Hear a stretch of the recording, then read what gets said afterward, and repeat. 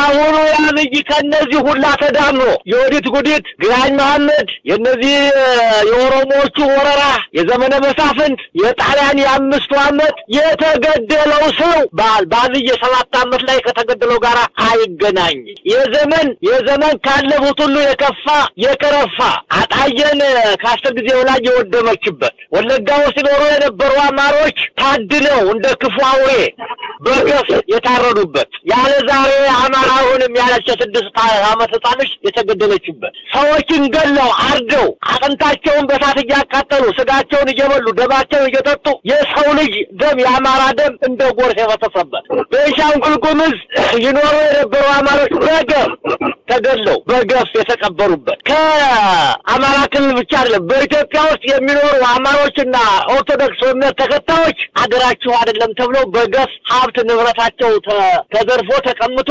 የተባረሩበት አሁንም በመከራ የሚኖርበት በከፍተኛ የሆነ በየትኛውም ዓለም ታይቶ የማይታወቅ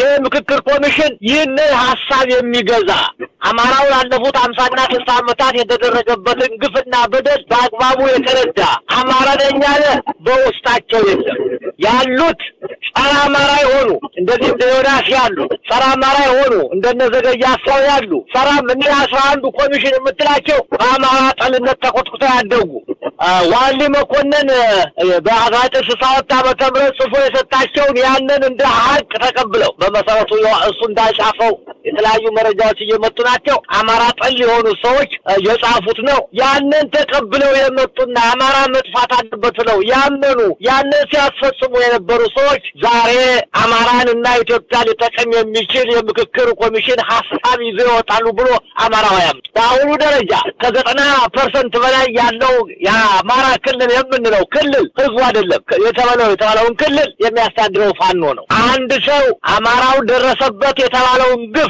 ስቃይ መከራ የአጀንዳ የያዘ ሰው አይኖርም የአማራ ህልውና ጥያቄ የዘር ማጥፋት ተፈጽሞብናል የባህል ድምሰሳ ተፈጽሞብናል የሃይማኖት ድምሰሳ ተፈጽሞብናል ስማችን የአካባቢ ስሞቻችን እሰታችን ጠፍቶ በአዲስ ማንነት ይተካ ኦሮሞማው ነግሮናል ይህንን በተጨባጭ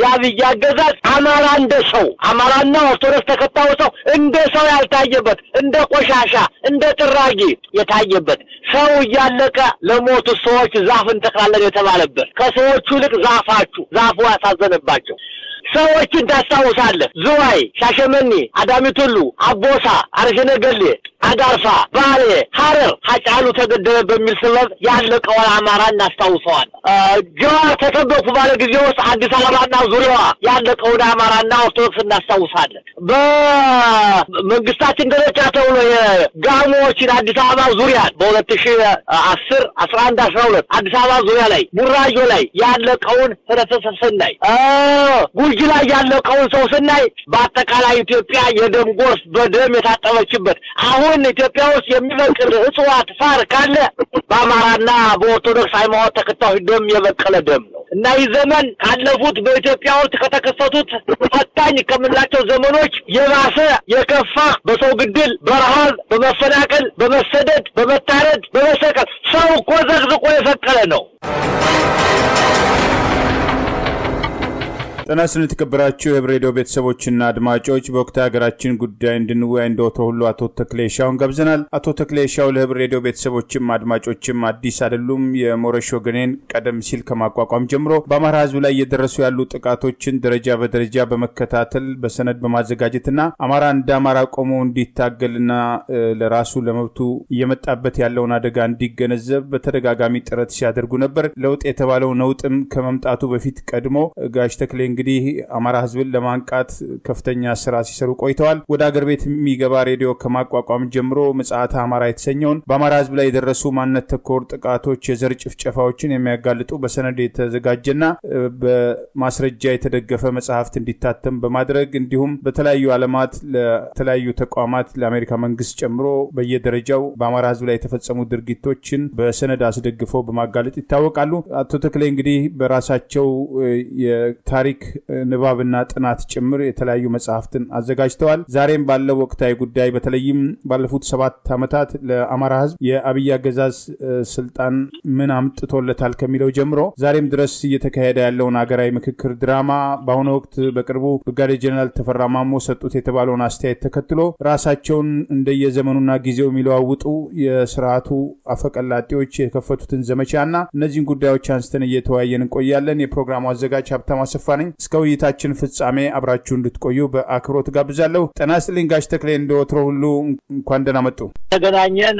ለአድማጮች ለህብር ሬዲዮ ቤተሰቦች ሰላምታ አቀርባለሁ። ደህና ነኝ እኔ ጌታ። ከልብ አመሰግናለሁ ጋሽ ተክሌ። እንግዲህ በተደጋጋሚ እርሶም አንስተዋል ይሄ ሀገራዊ ምክክር ኮሚሽን የተባለው ለአብይ አህመድ ዙፋን ለመድፋት እየተዘጋጀ ያለና በሀገራዊ ምክክር ኮሚሽን ስም የኦሮሞ ኦነግ ኦህዴድ ኃይል አጀንዳ ለማስፈጸም የተቋቋመ መሆኑ በተደጋጋሚ ተገልጿል። ነገር ግን በአማራ ህዝብ ላይ ቀጥታ ጦርነት ያወጀው አብይ በአጭር ጊዜ ውስጥ ጦርነቱን አጠናቅቄ የአማራ አጀንዳ ያልኩትን ደግሞ በራሴ ወኪሎች አማካኝነት ሰብስቤ በዚህ ድራማ ውስጥ አማራም ተካቷል ለማለት አስባለሁ ብሎ ነበር። እሱ አልተሳካም። ነገር ግን በድራማው ዛሬም ቀጥሏልና ሀገራዊ ምክክር ኮሚሽን የተባለው እንግዲህ ሰሞኑን በተከታታይ ከዘመቻ አንድነት መሃል እንኳን ከ32 በላይ የአውሮፕላን ምልልስ በማድረግ የታጠቁ ወታደሮችን ወደ ባህር ዳር በማስገባት ከፍተኛ ጥበቃ በማድረግ በነገው ዕለት ድራማ ለመስራት መዘጋጀታቸውን ዛሬ የሀገራዊ ምክክር ኮሚሽን ኮሚሽነሮች ከተባሉት አንዱ ዶክተር ዮናስ አዳዬና አንድ ሌላ ኮሚሽነር በጋራ መግለጫ ሰጥተዋል። አቶ መላኩ ወልደማርያም የሚባለው በጋራ መግለጫ ሰጥተዋል። ባህር ዳር ላይ በነገው ዕለት አጀንዳ እንሰበስባለን ብለዋል። 5% የክልሉን አካባቢ በአግባቡ ማስተዳደር ያልቻለው የተወሰኑ ከተሞች ላይ የተንጠለጠለው የአብይ አገዛዝ ተልኮ ፈጻሚው የአማራ ብልጽግና የሚባለው ብአዴን ባህር ዳር ላይ እንዲህ አይነቱ ድራማ እንዲሰራ ሁኔታዎችን እያመቻቹ ያለበት ሂደት አለና ከአዲስ አበባ የተሰጣቸውን አጀንዳ ባህር ዳር ይዘው ለመመለስ የሚያደርጉት እንቅስቃሴ የአማራ የፖለቲካ ልሂቃንን አስረው በአማራ ህዝብ ላይ ጦርነት ተከፍቶ አማራ በሂደቱ ተካቷል፣ እንደውም 83 ላይ አልተካተትንም ስላላችሁ አሁን እንድትካተቱ ነው የሚል ለበጣ ሁሉ የተናገረበት ሂደት አለ። ይሄ ዶክተር ዮናስ ያው አብይን ሐሰተኛ ዲግሪ ያረጋገጠው እሱ ጭምር ነውና ከዚህ ቀደም ያው ብዙ ስለተባለ ስለሱ ሂደቱን እንዴት እየተከታተሉት ነው? እነሱ የፈለጋችሁትን ብትሉኛ ድራማ ከመስራት ወደ ኋላ እንልም ይመስላል መግለጫውና እንዴት አዩት ሁኔታውን? በነገው ዕለት ከባህር ዳር የአማራን አጀንዳ እንሰበስባለን የሚለውን እንቅስቃሴ እንዴት ነው እርሶ እየገመገሙት ያለው? በጣም አመሰግናለሁኝ። መግለጫውንም ተከታትያለሁኝ። ሰዎቹንም ደጋግመን ብለናል፣ አውርተናል። ግን ከድርጊታቸው እስካልተቆጠቡ ድረስ ደጋግሞ መናገሩ ማስገንዘቡ ተገቢ ነው ብዬ አምናለሁ። የአማራው እንኳን በምክክር ኮሚሽኑ ዙሪያ አጀንዳ ሊያሰባስብ ቀርቶ ራሱ ኮሚሽኑ አማራ የለበት። በኢትዮጵያ ውስጥ ካሉት ነገዶች ከፍተኛ ቁጥር ያለው አማራ እንደሆነ እየታወቀ አማራው ቺን ሀገር በደሙ ባጥንቱ ብቻ ሳይሆን ሃይማኖታዊ ስርዓትን፣ ቋንቋ ስርዓትን፣ ስነ ጥበብን፣ ቋንቋን፣ ግብርናን በአጠቃላይ ዘመኑ የፈቀደለትንና አቅሙ የፈቀደለትን የገነባን ሀገር የሰራን ህዝብ ሊወክሉ ቀርቶ የሱን ጥያቄ አሁን አማራ ያነሳቸውን ጥያቄ የሚያነሱ የሚወክሉ ሰዎች ቀርቶ በራሱ በኮሚሽኑ ውስጥ አማራ ነኝ የሚል ሰው የለም። ዛሬ አማራ ስንል እውነተኛ አማራ የሆነ አማራነትን የተቀበለ አማራው በኢትዮጵያ ውስጥ የነበረውን ታሪክ ያወቀ የተረዳ አማራው በኢትዮጵያዊነት ከሌሎች ነባር ነገዶች ጋር የፈጠረውን ትስስር ያወቀ በቅጡ የተረዳ ሰው በዚህ ኮሚሽን ቀርቶ አሁን በሚባለው እንቅስቃሴ ውስጥ የለም። እንደዚያ ከሆነ እኮ አማራው አገኘው ተሻገርን ተመስገን ጥሩነህ የምትላቸው ዛሬ የባዕድን ሰዎች እንደ አማራ ይቆጥራቸው፣ ሰውነታቸውን ይጠየፋቸዋል፣ ሀሳባቸውን ይጠየፋቸዋል፣ ባንዳዎች ናቸው። የአማራን ዘር ለማጥፋት የተዘጋጁ ኃይሎች አስፈጻሚ የሆኑ በህሊናቸው ሳይሆን በሆዳቸው የሚያስቡ እንደሆኑ ያምናል። ስለዚህ በዚህ ሁኔታ ላይ አብይ ያዘዛቸውን አርጎ ያላቸውን የሚያረጉ ሰዎች ዩኒቨርሲቲ ሲባል ዩኒቨርሳል ሐሳብ ያለው ሰው ማለት ነው። ዩኒቨርሲቲ የገባ ሰው በሐሰት ዛሬ ዓለም ያወገዘውን ዲግሪ የሚሰጥ ሰው ተምራል ጨርሳል አንተ ሙሉ ሰው ነህ ብሎ መስክሮ የሰጠ ሰው ከዚህ ሰውዬ ውሸትነት፣ ካዲነት፣ አጭበርባሪነት፣ ጸረ አማራነት ሌላ ምን ማረጋገጫ ላይ ይመጣል? እንደዚህ ያሉ ሰዎች በኮሚሽን ውስጥ ተሰባስበው አማራው በ83 አልተወከልኩም ይል ነበረ። ያ እንዳይፈጠር ነው ዛሬ የዚያ ጊዜም አልነበረ አሁንም የለ የአማራው ጉዳይ ያለው በፋኖ እጅ ነው አማራነት ዛሬ በኢትዮጵያ ውስጥ የምናየው በኦሮሞማው አሳፊ ወይም በኦሮሞ ፖለቲከኞችና በአማራ ሕዝብ መካከል ያለው ጦርነት የባህል ጦርነት የሃይማኖት ጦርነት የማንነት ጦርነት ጥፉ አትጥፉ የሚል ጦርነት ነው የነበረ ባህላችን እሴታችን ሃይማኖታችን አጥፍተን አዲስ እንገነባለን በሚሉና የለም የነበረ ሃይማኖት አለን የነበረ ቋንቋ አለን የነበረ ስርዓት አለን የነበረ አደረጃጀት አለን የነበረ መልካም እሴት አለን በሚሉ ኃይሎች መካከል የሚደረግ ጦርነት ነው ስለዚህ የምክክር ኮሚሽን ይህንን ሐሳብ የሚገዛ አማራው ላለፉት 50 እና 60 ዓመታት የተደረገበትን ግፍና በደል በአግባቡ የተረዳ አማራ ነኝ ያለ በውስጣቸው የለም ያሉት ጸረ አማራ የሆኑ እንደዚህ ዮናስ ያሉ ጸረ አማራ የሆኑ እንደነዘገያሳው ያሉ ሰራም እና 11 ኮሚሽን የምትላቸው አማራ ጠልነት ተቆጥቁተው ያደጉ ዋሊ መኮንን በ1967 ዓመተ ምህረት ጽፎ የሰጣቸውን ያንን እንደ ሀቅ ተቀብለው በመሰረቱ እሱ እንዳልጻፈው የተለያዩ መረጃዎች እየመጡ ናቸው አማራ ጠል የሆኑ ሰዎች የጻፉት ነው ያንን ተቀብለው የመጡና አማራ መጥፋት አለበት ነው ያመኑ ያንን ሲያስፈጽሙ የነበሩ ሰዎች ዛሬ አማራንና ኢትዮጵያ ሊጠቅም የሚችል የምክክር ኮሚሽን ሐሳብ ይዘው ይወጣሉ ብሎ አማራው ያምጥ በአሁኑ ደረጃ ከ90% በላይ ያለው የአማራ ክልል የምንለው ክልል ህዝቡ አይደለም የተባለውን ክልል የሚያስተዳድረው ፋኖ ነው አንድ ሰው አማራው ደረሰበት የተባለውን ግፍ ስቃይ መከራ የአጀንዳ የያዘ ሰው አይኖርም የአማራ የህልውና ጥያቄ የዘር ማጥፋት ተፈጽሞብናል የባህል ድምሰሳ ተፈጽሞብናል የሃይማኖት ድምሰሳ ተፈጽሞብናል ስማችን የአካባቢ ስሞቻችን እሰታችን ጠፍቶ በአዲስ ማንነት ይተካ ኦሮሞማው ነግሮናል ይህንን በተጨባጭ ነግረውናል የሚሞተው አማራ የሚሞተው ዛሬ በኦሮሚያ በወለጋ የሚሞተው ሰው የሚፈሰው ደም አንዲት እናት ስትወልድ የሚፈሳት የደም አይነት ነው ዛሬ በኦሮሚያ የሚፈሰው ደምም ኦሮሚያን ለማዋለድ ነው እያሉ እየነገሩን ያሉ የዚያ ጉዳይ አስፈጻሚዎች አማራን ተወካይነት የአማራን ሐሳብ የሚገዛ ሐሳብ ይዞ ይመጣሉ ተው አይታሰብም የሚሰበሰቡ ሰዎችም አማራዎች አይደሉ በምን ታምር ነው ዛሬ በአሁኑ ለባራዶታ አገሪቱን በመድፍ በመትረየስ በድሮን የሚያስተፈጭፉ እንደነ ተመስገን ጥሩነህ አይነት እንደናረጋ ከበደ አይነት ሰዎች አማራ ሆኖ አማራ ተቀበላቸው አማራው የተቀበላቸው አይደሉም ይህ ምክክር ኮሚሽን ደጋግሜ ተደራድሬያለሁ በዚህ መድረክ ላይ አብይን ለማንገስ አማራን እስከ መጨረሻው ለማጥፋት የአማራን የኢትዮጵያዊነትን ነባር ትስስሮችን ለማጥፋት የተዋቀረ ፖለቲካ ስርዓትን ለማንበር የተዘጋጀ ነው አማራ የሆነንን ጠንቅቆ ያውቀዋል የኮሚሽን የስንተኛ ኮሚሽን ሆኖ አብይ ከመጣ ያፈረሳቸው እንዳጋጣሚ 3 ዓመት ቆየለት አሁንም እንደገና እንዳመት አራዘምለት መሰለኝ የቀሩትን የወሰኑነት የማንነት ያላቋቁሞ ነበር 6 ወራት ሳይቆዩ አፈርሷቸዋል ከዚያ የተለየ ያሰት ማጨርበሪያ ጊዜ መግዣ እሱን በህገ መንግስቱ ያጣውን ህገ መንግስቱ የከለከለውን ንግስና ፈላጭ ቆራጭነት ከጠቅላይ ሚኒስትርነት ወደ ፕሬዝዳንትነት ለመቀየር ብቻ የተቋቋመን ኮሚሽን የኢትዮጵያንና የአማራን ችግር ይፈታል ብሎ የሚያስብ ካለ ያ ገና ሰው ሆኖ ያልተፈጠረ ነው ገና ሰው ሆኖ እንደሳል አስተበሰው ነው ስለዚህ በአሁኑ ጊዜ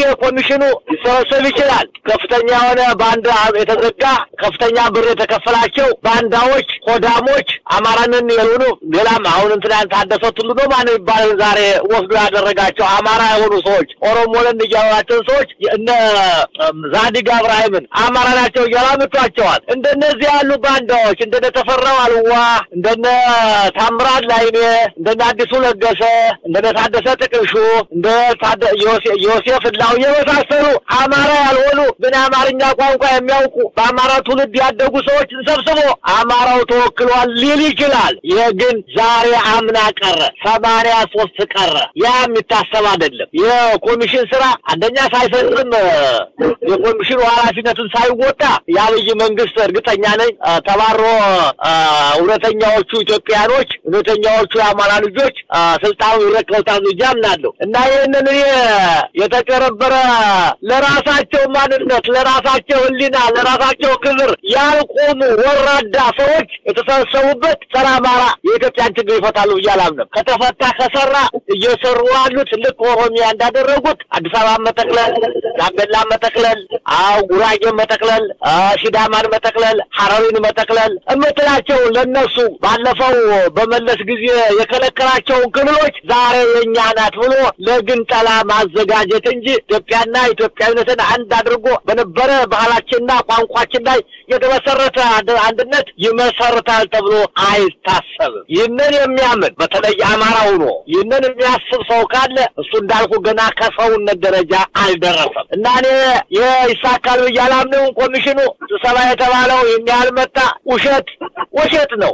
ዛሬ ባህር ዳር እኮ በቀደም እኮ ነው ባህር ዳር ቀበሌ 16 ላይ የናጣቸው። ዛሬ ጎጃም ላይ እኮ የሚቆጣጠረው የለም። ከተማዎች እኮ ለቋል። ጎንደር ላይ የለም እኮ።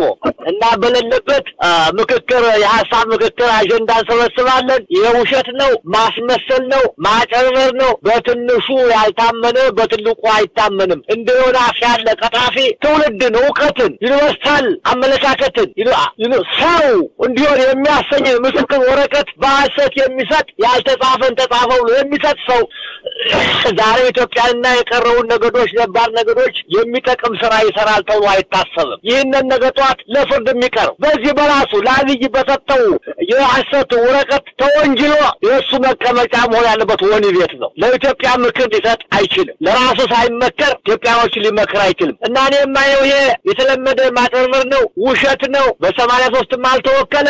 አሁንም በምክክር ኮሚሽኑ ውስጥም አማራን የወከለ ሰው የለም። አሁንም አማራን ወክሎ የአማራን ጥያቄ የሚያነሳ ሰው በዚህ ስብስብ ውስጥ አይገኝም። ሊገኙ የሚችሉት ሆዳሞቹ የናረገ ከበደ፣ የናገኘው ተሻገር፣ ተመስገን ጥሩነህ አይነት በሆዱ የሚያስብ ያለ አልኮል ካልጠጣ የማይንቀሳቀሱ ሰዎች ሊገኙ ይችላሉ። እነዚያ ደግሞ አማራዎች አይደሉም። አማራው አልተቀበላቸውም። አጠቃላይ ብአዴንን አልተቀበለውም። አማራ አይደለም። የአማራ ማስፈጫ ወፍጮና መጅ፣ የአማራ መከስከሻ መዶሻ፣ የአማራ መቆጫና መፍለጫ እጀታ ናቸው እንጂ አማራዎች አይደሉም። ስለዚህ የኮሚሽን ውሸት ነው። ውሸትነታቸውን አብይ እዛቸው ወንበር ካደረስ ይቀጥላሉ። አማራውም ይሄን አይቀበልም። የአማራ ጉዳይም በዚህ ምክር አልተነሳም። የለም ውሸት ነው። በግለሰብ በቡድን በከያነጋገርን እነማን አነጋገሩ ስለ አማራ ስጮህ ሙሉ እኔ አነጋግሯል ከታፊውላ በለው ውሸታም ነው እና ውሸት ነው። የሚሳካ አይደለም። ይህንን ደግሞ ድምጽ አማራው ይሰማል። እርግጠኛ ነኝ ቢቻል የኮሚሽን ተባለበት ስብሰባ ላይ ስብሰባው ሳይጨርስ ፋኖ እርምጃ ወዳሉ እየጠበቃለሁ። የተሰበሰቡትን ሰዎች በቁጥጥር ስር ያውላቸዋል ብዬ አስባለሁ። ያ ካልሆነ ሐሳቡ ውሸት ነው የማስበው። ወንድሜ ሀብታሙ ከልብ አመሰግናለሁ ጋሽ ተክሌ። እንግዲህ ያው እንዳልኩት በዘመቻ አንድነት መሃል ላይ እንኳን ከ32 በላይ የአውሮፕላን በረራ በማድረግ የታጠቁ ወታደሮችን በማስገባት ባህር ዳር ዙሪያን ብቻ በማጠር ቀደም ሲል ከነበረው ኃይል በተጨማሪ ቺን ድራማ ለማሳካት ሌት ተቀን እየሰሩ ያለበት ሂደት አለ። ያ ምን ያመጣል የሚለው እንግዲህ ቀደም ሲል የገለጹት ነው ሐቁ። ከዚህ ቀደም እነ መስከረም አበራም እነ ኤርሚያስ መኩሪያም በቅርቡ እሱም ተፈርዶበታል። በአማራ ማንነታቸው ሳቢያ እስር ላይ የሚገኙ ህሊናና የፖለቲካ እስረኞችም ይሄ ኮሚሽን አማራ እንደማይወክል በተደጋጋሚ ገልጸዋል። ሶም እንደው በተደጋጋሚ ውይይቶች ላይ አንስተናል። ዛሬ እንግዲህ የድራማቸው ዋዜማ ስለሆነ እንደው አስተያየት እግረ መንገድ መስጠት ይገባል በሚል ነው። ሌላው እንግዲህ ጋሽ ተክሌ በተለይ ባለፉት 7 ዓመታት አብይ አህመድ ስልጣን ላይ ሲወጣ ምን እንደነበር ይታወቃል። ሁሉም ሰው ያውቃል። ከዛ በኋላ የተናገረው ሳይሆን እየፈጸመ ያለው ዛሬ ኢትዮጵያን ድምጹን እንኳን ለመስማት የሚሰቀቁበት በተለይ ደግሞ በቀጥታ ጦርነት የታወጀበት የአማራ ህዝብ ዛሬም ድረስ ሰሞኑን እንኳን በጎንደር በአማራ ክልል እንዲሁ በጎጃምም በጎንደርም ንጹሃን ላይ የተፈጸሙ ያሉ ጭፍጨፋዎች፣ የድሮን ጥቃት፣ ያገዛዙ ስልጣን አስጠባቂ ወታደሮች ቤት ለቤት እየሄዱ ሰላማዊ ሰዎችን፣ ህፃናትን፣ አዛውንቶችን ሳይቀር እየጨፈጨፉ ያለበት ሂደት አለና ለአማራ ባለፉት 7 ዓመታት እንደው ምንድነው ይሄ ለውጥ ተብሎ ነውጥ የሆነው እንቅስቃሴ በአማራ ህዝብ እንዴት ነው የሚታየው? አብይ አህመድ ስልጣን ላይ ወጣበት ቀን ሰሞኑን ተከትሎ የድጋፍ ሰልፍ ያሉትን የግዴታ ሰልፍ በአብዛኛው ኦሮሚያ አካባቢ አድርገዋል። የተወሰኑ አካባቢዎች ወላይታ በወላይታና አንድ ቦታ ላይ እንዲሁ ተደርጓል። ነገር ግን በሰልፉ ላይ ሊነግሩን የፈለጉት የኦሮሞ መንግስት ነው የኦሮሞን ስልጣን ጠብቁ፣ እኛንን ባለስልጣን እኛንን 4 ኪሎ ያለ ነው 4 ኪሎን እንጠብቅ ድርሻችን እሱ ነው የሚባልና የባህር በርና ሌሎች ጥያቄዎችን አስታከው አብይን ለማንገስ ያላቸውን ፍላጎት የተናገሩበት ለሌላው ኢትዮጵያዊ እንግዲህ ለውጥ ያሉት ነገር መደመር የተባለው ነገር ውሸት እንደነበርና ዋናው አጀንዳቸው ተረኝነትና ያንን የኦሮሞማ ስልጣን ማስቀጠል መሆኑን በግልጽ እየነገሩን ነውና 7 አመቱን እርሶ እንደው እንዴት ነው የሚቃኙት? ለአማራ ምንድነው የ7 አመት? እንግዲህ በኢትዮጵያ ታሪክ ውስጥ ኢትዮጵያ በተለያዩ ጊዜ ከፍተኛ መከራ ገጥመዋታል። እነዚህ መከራዎች እንደ ዋናዎቹ በዮዲት ዘመን የክርስቲያን ሃይማኖትን ለማጥፋት ያደረገችው የ40 አመት አገዛዝ በነባር ነገዶች በአማራና በአማራነት ላይ በክርስቲያን ላይ ከፋት ጉዳት እንዳደረሰች ታሪክ ያስተምረናል። ከሷ ቀጥሎ ከፍተኛ ጉዳት የደረሰብን በ19ኛው ክፍለ ዘመን በእነዚህ አረመኔዎች ወረራ የግራኝን ወረራ ተከትለው የፈጠሩት ሰውን አይደለም እምነቱን ብቻ አይደለም ዛፍ በኢትዮጵያ ውስጥ በቅረበውትን ዛፎች ግራኝ ነቅሏል፣ አጥፍቷል። እዚህ ያ ከፍተኛ የሆነ በአማራ ላይ የደረሰ ከፍተኛ አሳዛኝ ወቅት ነበር። ሌላው ከፍተኛ አስቸጋሪ ነበር የምንለው በአማራና ለኢትዮጵያዊነት ዘመነ መሳፍንት የኢትዮጵያ ማዕከላዊ መንግስት ተዳክሞ ለ70 አመት የነበረው የእርስ በርስ ተባላ ከፍተኛ የሆነ አደጋ እንደነበረ እናስታውሳለን። አላመጨረሻው ያለው ደግሞ ከፍተኛው ጣሊያን መጥቶ ለ5 አመት አማራን ኦርቶዶክስ ሃይማኖትን ለማጥፋት አገርቱን በ6 ጎሳዎች ከፋፍሎ በዚያ ጊዜ ውስጥ ጋላ ሲዳማ ብሎ በከፈለው ግዛት ውስጥ ይኖሩ የነበሩ 800,000 አማራዎችን አባሯል፣ አስሯል፣ ገሏል። አዲስ አበባ ላይ 30,000 ሰዎችን በአንድ ቀን ገሏል። ደብረ ብርሃን ያ አቡነ ተክለ ሃይማኖት ገዳም ላይ 500 መነኩሳትን ደብረ ሊባኖስ ማለት ነው 500 አማራ ጳጳሳትን ቄሶችን ነቅሳትን ገሏል፣ ፈይቷል መነኩሳትን። ያ የ5 አመት ዘመን አስቸጋሪ እንደነበረ እናስታውሳለን። ያሁኑ ያብይ ከነዚህ ሁላ ተዳምሮ የወዲት ጉዲት ግራኝ መሐመድ የነዚህ የኦሮሞዎቹ ወረራ የዘመነ መሳፍንት የጣሊያን የ5 አመት የተገደለው ሰው በ6 አመት ባልየ 7 አመት ላይ ከተገደለው ጋር አይገናኝም። የዘመን ካለፉት ሁሉ የከፋ የከረፋ አጣየን ከ10 ጊዜ በላይ የወደመችበት ወለጋ ውስጥ ኖሮ የነበሩ አማሮች ታድለው እንደ ክፉ አውሬ በገፍ የታረዱበት ያለ ዛሬ አማራውንም ያለች 6 አመት ጣልሽ የተገደለችበት ሰዎችን ገለው አርደው አጥንታቸውን በሳት እያቃጠሉ ስጋቸውን እየበሉ ደማቸውን እየጠጡ የሰው ልጅ ደም የአማራ ደም እንደ ጎርፍ የፈሰሰበት በቤንሻንጉል ጉሙዝ ይኖሩ የነበሩ አማሮች በገፍ ተገለው በገፍ የተቀበሩበት ከአማራ ክልል ብቻ አይደለም በኢትዮጵያ ውስጥ የሚኖሩ አማሮችና ኦርቶዶክስ እምነት ተከታዮች አገራቸው አይደለም ተብለው በገፍ ሀብት ንብረታቸው ተዘርፎ ተቀምጦ የተባረሩበት አሁንም በመከራ የሚኖርበት በከፍተኛ የሆነ በየትኛውም ዓለም ታይቶ የማይታወቅ የውስጥ ፈለሳ ፍልሰት ስደት የበዛበት ሀገር ኑሮ ከአቅም በላይ ሆኖ ትናንትና 10 ሳንቲም ዋጋ ነበረ 50 ሳንቲም ዋጋ ነበረው 1 ብር ዋጋ ነበረው ዛሬ በኢትዮጵያ ምድር 10 ብር እኮ ዋጋ የለው የዶሮን ዋጋ የጤፍን ዋጋ የባቄላውን ዋጋ ስታየው ድሃው ሊጨብጠው ያልቻለ አዲስ አበባን በአጭር ጊዜ ውስጥ ከ60,000 በላይ የኦሮሞ ሀብታሞችን ፈጥራለን ተብሎ የሀገሪቱን እምብርት ቦታዎች ለኦሮሞዎቹ ለመስጠት ለማስረከብ ከ1879 ዓመት ጀምሮ የሰፈሩ አማራዎችና ነባር ነገዶች ቦታቸውን ተቀምጠው አዲስ አበባ ለአንድ ነገድ ብቻ ገነት ለበርካታዎቹ ኢትዮጵያውያን ነባር ነገዶች ገሃነም የሆነበት ዘመን የዘመን ነው። ቤቶች ሴት የኖሩበት ያደጉበት ቤት በአንድ ቀን ሌሊት በአዳነች አበቤ ሰራዊት የፈረሰበት ሰዎች ከመኖሪያ ቤታቸው ወጥተው በረንዳ ያደሩበት የተሰጡበት ዘመን ነው። አማራ ክልል ላለፉት 6 አመታት ሳያባራ አሁን ደግሞ ለ2 አመታት ወታደራዊ ታታዞ በአየር በምድር በታንክ በወተርጌስ በዙ 23 እየተጨፈጨፈ ያለበት ገዳማት ቤተክርስቲያኖች ነባር የቆሮ ትምህርት ቤቱ መምህራኖች የሞቱበት ያለቁበት መስጊዶች የተቃጠሉበት የተደፈሩበት ሽማግሌዎች የሞቱበት እናቶች ሽላቸው ሆዳቸው ተሰንጥቆ ልጅ እንዲያወስ ይደረግበት የአረመኔነት ጥግ የታየበት ትግራይ ላይ 2 አመት ተደርጎ ከ1 ሚሊዮን በላይ ብዙዎቹ ይላሉ። በአማራ በኩል የደረሰውን አይናገሩም። ትግራይ ግን 1 ሚሊዮን ሞተ ይላሉ። እኔ ደግሞ የአማራን ክልል ጎንደርን፣ ደቡብ ጎንደርን አጣዬ ድረስ እጃለሁ፣ ደባቅ ድረስ እጃለሁ፣ ያን አይቻለሁ። ባድማ የሆነበት ትምህርት ቤቶች፣ ሆስፒታሎች ተዘርፈው የሄዱበት በአጠቃላይ የሰው ልጅ ሰውነቱን የጠላበት የአረመኔነት ጥግ እኒህ ሰዎች እውነትም ዘመዶቻችን አረመኔ ይሏቸው ነበር። አባባሪ አረመኔ ይሏቸዋል። የሰውን ማንነት ያሳየበት ማንነታቸውን ጭካኔያቸውን ሰው ኢትዮጵያ ብቻ ሳይሆን ዓለም እንዲያቸው ያደረገበት ይህ 6 ዓመት የአብይ አገዛዝ አማራ እንደ ሰው አማራና ኦርቶዶክስ ተከታዩ ሰው እንደ ሰው ያልታየበት እንደ ቆሻሻ እንደ ጥራጊ የታየበት ሰው እያለቀ ለሞቱ ሰዎች ዛፍ እንተክላለን የተባለበት ከሰዎቹ ልቅ ዛፉ ያሳዘነባቸው ሰዎችን ታስታውሳለህ። ዝዋይ፣ ሻሸመኔ፣ አዳሚቱሉ፣ አቦሳ፣ አርሸነገሌ፣ አዳርፋ፣ ባሌ፣ ሐረር ሀጫሉ ተገደለ በሚል ሰበብ ያለቀው አማራ እናስታውሰዋል። ጀዋር ተከበኩ ባለ ጊዜ ውስጥ አዲስ አበባና ዙሪያዋ ያለቀው አማራና ኦርቶዶክስ እናስታውሳለን። በመንግስታችን ደረጃ ተብሎ የጋሞችን አዲስ አበባ ዙሪያ በ2010 11 12 አዲስ አበባ ዙሪያ ላይ ቡራዮ ላይ ያለቀውን ህብረተሰብ ስናይ ጉጂ ላይ ያለቀውን ሰው ስናይ በአጠቃላይ ኢትዮጵያ የደም ጎርፍ በደም የታጠበችበት አሁን ኢትዮጵያ ውስጥ የሚበቅል እጽዋት ሳር ካለ በአማራና በኦርቶዶክስ ሃይማኖት ተከታዮች ደም የበቀለ ደም ነው እና ይህ ዘመን ካለፉት በኢትዮጵያ ውስጥ ከተከሰቱት ፈታኝ ከምንላቸው ዘመኖች የባሰ የከፋ በሰው ግድል፣ በረሃብ፣ በመፈናቀል፣ በመሰደድ፣ በመታረድ፣ በመሰቀል ሰው እኮ ዘቅዝቆ የሰቀለ ነው። ክርስቶስን እኮ የሰቀሉት ይሁዶች ባይሆን ሽክም ነው። አብይና አብይ ሰዓት እኮ ሰውን ዘቅዝቆ ነው የሰቀለ። እንደዚህ አሳፋሪ ዘመን የታየበት ኢትዮጵያውያን እርስ በራሳቸው መከባበር መደማመጥን ያጡበት የኑሮ ውድነት ሰማይ ነበር። ምንም ቃላት የለንም። ዛሬ ቃላት የለም። በምን ይገለጽ? ሁሉም ተነግሮ አለቀ። ያለውን ችግር ያለውን የኑሮ ውድነት ተከታይ አይችልም።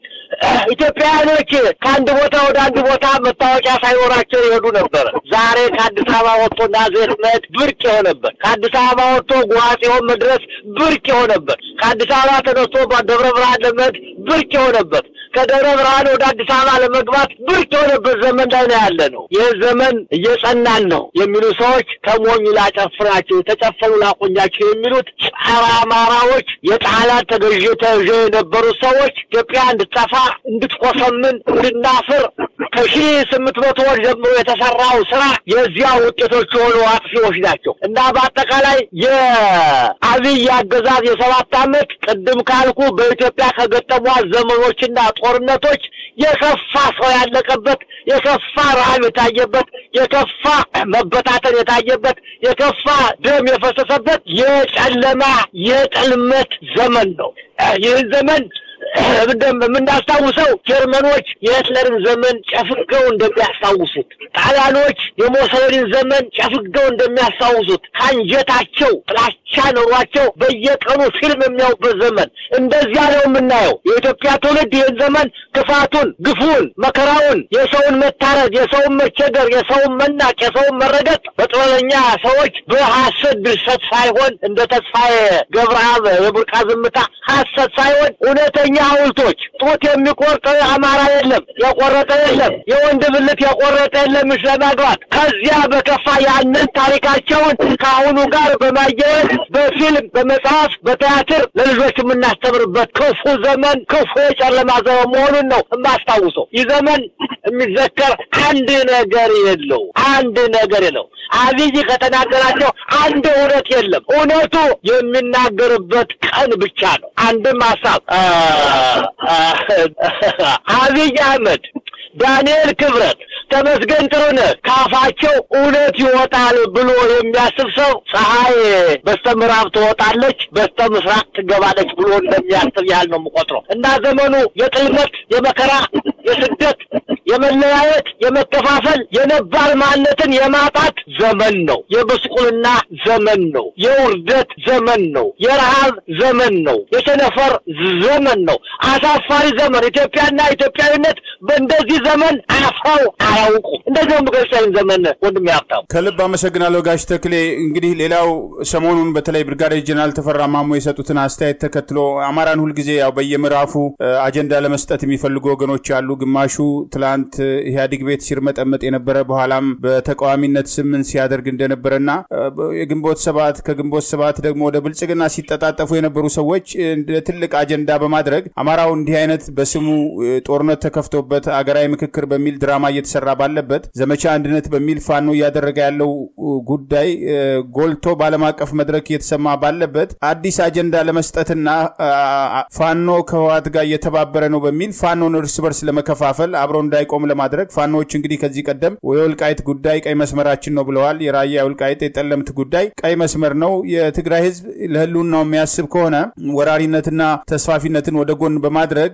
ህልውናውን ሰሜኑን አጠፋለሁ የሚለው ኃይል እዛ ላይ ትኩረት አድርጎ ከአማራ ጋር ሊተባበር የሚችልበት አለ። ከዛ ውጪ አማራ ጠል የሆነው የህወሓት አመራር አዲስ ነገር ሊያመጣላቸው አይችልም ከጥፋት በስተቀር ወልቃይትንም ሌሎችንም አካባቢዎች በኃይል ለመቆጣጠር መሞከር ዘላቂ ሰላም ቀርቶ የትግራይ ህዝብን ህልውናም እንደገና አደጋ ውስጥ የሚከትና እርስ በርስ ሲዋጉ ከመኖር የተሻለ ውጤት የለም በሚል እርሶም ጭምር በተለይ ቆም ብለው ማሰብ ለሚፈልጉ የትግራይ ልሂቃን ጥሪ ያቀረቡበት ሂደት አለና ሰሞኑን ብርጋዴር ጀነራል ተፈራ ማሞ ከህወሓት ጋር አልተባበርንም በሚል ከትግራይ ጋር ወደፊት ስለሚኖረው ትብብር አብይ አህመድ ሰሜኑን አጠፋለሁ ያለበትን እንቅስቃሴ አስታከው የሰጡትን አስተያየት እንደ አዲስ በማንሳት ኢህአዴግ ቤት ሲርመጠመጡ ብልጽግና ጋር ሲርመጠመጡና ሲገረዱ የነበሩ ግለሰቦች አዲስ አጀንዳ ያያዙ መስለው እንቅስቃሴ ጀምረዋል። በአንድ በኩል የአማራን የህልውና ትግል በተቃራኒ በመሰለፍ አብይ አህመድን ሲደግፉ የነበሩ ግለሰቦችና አማራ ሆኖ ቆሞ አንድ ሆኖ ደግሞ እንዳይወጣ የተለያዩ እንቅፋቶችን ሲፈጥር የነበረ ኃይል ሁሉ ሰሞኑን በዚህ አጀንዳ ጉዳይ ግንባር ፈጥሮ ዘመቻ ጀምሯልና የብርጋዴር ጀነራል ተፈራ ማሞን አስተያየትና የወቅቱን ተጨባጭ ሁኔታ እንዴት ነው እርሶ እየተከታተሉ ያለው? እኔ እንግዲህ ያነሳደገ ፖለቲካው ቆጥር ያለው ብያምናለሁ። እድሜ ልክም ወራቆስ ፖለቲካ ውስጥ ነው። እንደምታውቀው ተደጋግሞ እንደሚነገረው የፖለቲካ ሀሁ አንድ ነው። ቋሚ ወዳጅም ቋሚ ጠላትም የለም። የአንድ ፖለቲከኛ ቋሚው ብሔራዊ ጥቅሙ ፍላጎቱ ነው፣ ምኞቱ ነው ቋሚው። ወዳጅና ጠላት እንደጊዜው የሚቀያየሩ ናቸው። ከዚያ አኳያ ከመሬት ላይ ያሉት ትጥቅ አንስተው የገቡት ከሁሉም በላይ ተፈራ ማሞ እንደሚታወቀው መጀመሪያ ኢዲዩ ነው። ከኢዲዩነት ወደ ኢህድን ነው የገባው። ከዚያ በኋላ ያደረገውን ትግል ለዚህ ማድረግ በቅቷል። ያ የሱ የፖለቲካ እምነት ነው። ፖለቲካ ማለት ይሄ ነው። ቆይቶ ደግሞ ችግሩ ሲያየው አማራ ነው በአማራነት የተፈጸመው ችግር ሲረዳው ይሄ ትክክል አይደለም ብሎ አቋም በመለጡ ይሄ ሰውነት ነው እና አሁን ያለውን ደግሞ የተናገረውን ነገር ሲያስፈልግ ነው ከኤርትራም ከዛጋራ አስፈላጊ ከሆነ ሰው ሆነው ከመጡ የአማራን የሁሉና ጥያቄ የሚያስመልስ ከሆነ አማራና ኦርቶዶክስን የሚያድን ከሆነ እንገናኛለን ማለቱ ስህተትን የለበት ፖለቲካን። በአንጻሩ እሱን ሲወቅሱ የሰማኋቸው ሰዎች ትናንትና የኢህአዴግ የሊግ አባል ሆነው የአዲስ አበባን ወጣት ሲያሳስሩ የነበሩ ከዚያ በኋላ ደግሞ ወጣን ብለው የስዬ አብርሃንና የነጋሶ ጊዳዳን ሻንጣ ይዘው ይከተሉ የነበሩ የአንድነት ፓርቲ ነን ብለው ብርቱካን ደመቅሳን አሽከር አድርገው ሲዘምሩ የነበሩ ከዚያም በኋላ መጥተው ግንቦት ሰባት አሽከር ሆነው ብርሃኑ ነጋ የጸረ አማራው አሽከር የነበሩ ሰዎች ዛሬ አማራን እንኳን አንችልም የእናቴም አማራ ነኝ አዲስ አበባ ነኝ ያሉ ሰዎች በአማራ ጉዳይ ምን አግብቷቸው አሰማነው ተፈራ ማሞ የፈለገውን ቢል ምን አግብቶ የመገዛቱን ትናንትና ከነበረበት ከኢህአዴግ አሽከርነታቸው ያልወጡ ከግንቦት ሰባት አሽከርነታቸው ያልወጡ ከስዬ አብርሃም ከነጋሶ ጊዳዳ አሽከርነት ያልወጡ መሆናቸውን የሚያሳይን እንዴት የሰው ልጅ የነበረበትን ይረሳል? እንዴት እንዲህ አልባልም ብሎ ያስባል? ስለዚህ እነዚህ ሰዎች ሌላ ምን የሚለጽ አማራነት ነው የአማራው አንድነት እያሽገመገመ መጥቷል። አማራ አይደለንም ብለዋል። እኛም አንፈልጋቸውም ከጃሃሉበት ይቀመጡ። ይሄንን ለታሪክ ለፍርድ የሚቀርብ ነው እንዴ በቀላሉ የሚታይ አይደለም። ስለዚህ የኛው አብይ ከሚያራምደው ተመስገን ጥሩነህ ከሚያራምደው ዳንኤል ክብረት ከሚያራምደው አረጋ ከበደ ከሚያራምደው አላማ የተለየ አይደለም። ዛሬ ላይ በፋኖች ላይ በጀነራል አሳምነው ላይ የሚደረጉት አፍራሽ ፕሮፓጋንዳዎች የዚያ ተከትለዋሽ ናቸው፣ ግዢዎች ናቸው። ይሄ ደግሞ አማራው ሊያውቅ ይገባል። ማንነታቸውን እየመዘገበ መያዝ አለበት። ነገ ጠዋት ሊጨልም ሲል ሊነጋ ሲል ይጨልማል ይላሉ። ይሄ የጠዋት ብርሃን የሚታይበት ዘመን ነው። ፋኖ አንድነቱን አጠናክሯል። የአማራ ጥያቄ አይቀለበስም። የአማራ ጥያቄ ዓለም እየሰማው ነው፣ ዓለም እያየው ነው፣ ዓለም እየመዘገበው ነው።